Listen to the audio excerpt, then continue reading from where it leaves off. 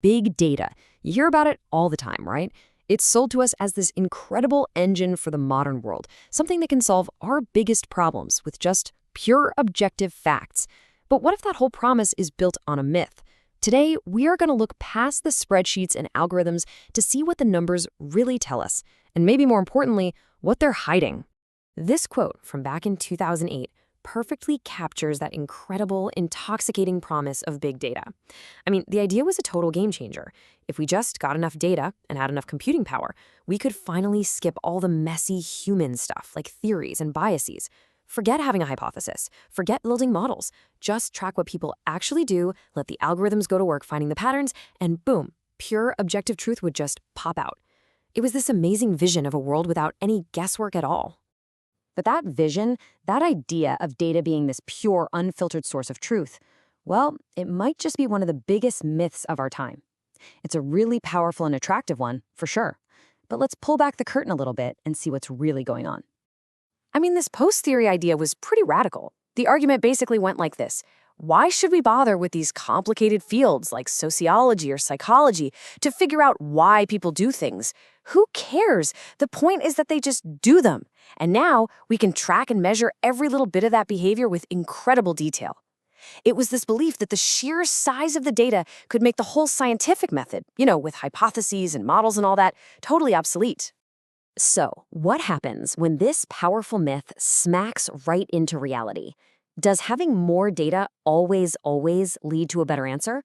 Well, to figure that out, let's take a look at one of the most famous polling disasters in history. It teaches us a lesson that's more relevant today than ever.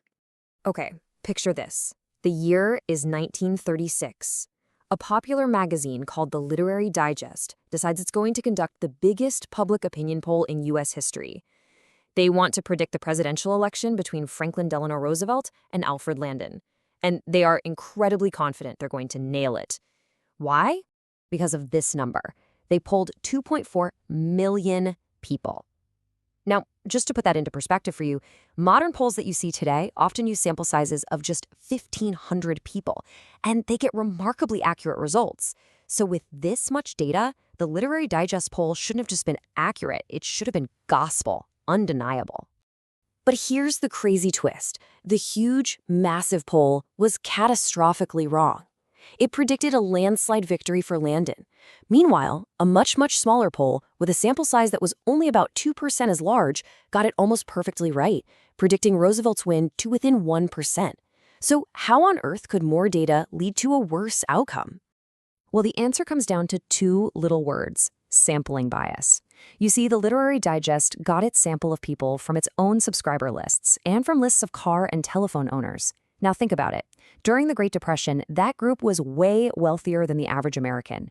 And that wealthier group skewed heavily Republican towards Landon. So the poll wasn't actually measuring the country, it was measuring a very specific and very unrepresentative slice of it.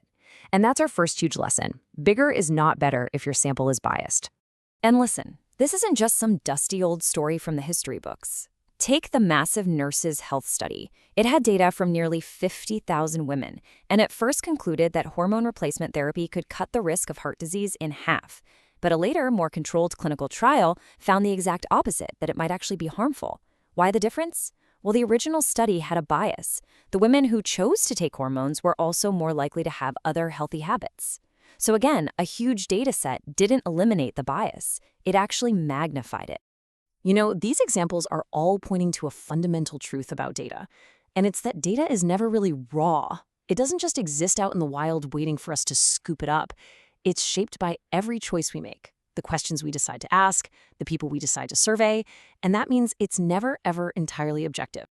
This leads us to a really powerful concept, the idea that data is theory-laden. Think about it. Every single step in the process, deciding what to measure, how you're going to collect it, how you'll clean it up, how you're going to analyze it, every one of those steps involves human judgment and assumptions. There is no direct, unfiltered pipeline from the world to a spreadsheet. Data is always kind of charged with theory, and it's that theory that helps us make any sense of all the noise. Here's a great example of why we desperately need that theory. Machine learning algorithms, they're fantastic at finding correlations, like this one. In a big enough data set, you will almost certainly find a strong connection between the amount of hair on a man's head and how much money he makes. But does that mean going bald makes you rich? Of course not. That's ridiculous. We need a theory, a model of how the world works to see the hidden cause, age. As men get older, they tend to earn more and they also tend to lose their hair. The correlation is real, sure, but understanding why takes theory. And this leads to another major pitfall, which is perfectly captured by that classic joke about the guy looking for his keys, but only under the lamppost because that's where the light is. We do the exact same thing with data. We analyze what's easy to collect, not necessarily what's most important. For example, electronic health records are packed with clinical data, but they almost never capture the social and environmental factors, like diet or stress or housing, that actually drive more than half of all health outcomes. By only looking where the light is shining, we risk missing the real story completely. Okay, so far we've talked about polls and health studies, which are serious. But now, let's really raise the stakes. What happens when we apply this big data way of thinking to our legal system? A system where getting it wrong can mean the difference between liberty and prison. What you see here is a fundamental clash of ideas. Traditional common law is a bottom-up system. It evolves slowly, adaptively, as judges respond to the very unique facts of individual cases. It's messy, it's decentralized, and it's based on values. A big data approach to law is the total opposite. It's top-down, it's centralized, and it's all about finding one single, optimal, algorithm-driven answer for every single situation. And this creates a really serious danger. The law can go viral. See, when legal decisions are based on predictive algorithms, the system can start feeding on its own past decisions, creating these self-reinforcing loops. This chokes out the very experimentation and local context that allows the law to adapt to a changing society. The decisions get hidden behind this false shield of objectivity, and pretty soon the law can drift far, far away from the human values it's supposed to serve. So what's the takeaway here? Should we just throw out big data altogether? No, not at all. The goal is to become smarter, more critical consumers of data. It's about shifting our focus from just trying to find answers to learning how to ask the right questions. So here's a simple toolkit for you.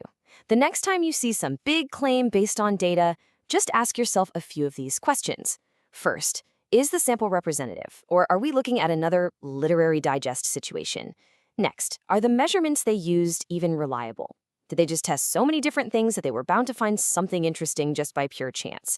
And maybe the most important question of all, even if a result is statistically significant, is the effect actually big enough to matter in the real world? At the end of the day, it all brings us back to this final question. As our machines get better and better at finding patterns and spotting correlations, maybe the most vital human skill isn't finding answers in the data, but having the wisdom, the theory, and the critical thinking to ask the right questions in the first place.